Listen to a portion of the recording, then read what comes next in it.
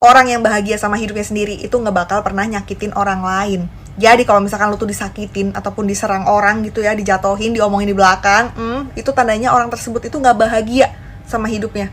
Makanya mereka pengen nyerang hidup orang-orang yang menurut mereka tuh bahagianya terlalu menyilaukan mata mereka. Gitu. Kenapa orang yang bahagia itu nggak bakal pernah bisa ngelukain orang lain? Ya karena menurut mereka tuh ya nggak perlu buat nyakitin ataupun ngelukain orang lain. Toh mereka sendiri udah ngerasa cukup, udah ngerasa damai sama diri sendiri dan punya empati untuk orang lain. Makanya nggak mau untuk melukai ataupun menyakiti hati orang lain gitu. Karena mereka tahu rasanya itu nggak enak. Makanya mereka nggak mau menerapkan hal itu ke orang lain. Beda sama orang yang nggak bahagia. Orang yang nggak bahagia itu cenderung bisa melukai dan menyakiti orang lain karena mereka itu memproyeksikan rasa sakitnya ke orang lain yang nggak punya rasa sakit yang sama. Biar apa ya, biar bisa jadi sama kayak mereka. Bahasanya kayak nyari pelampiasan gitu, buat bisa ngelampiasin amarah dan kekecewaan.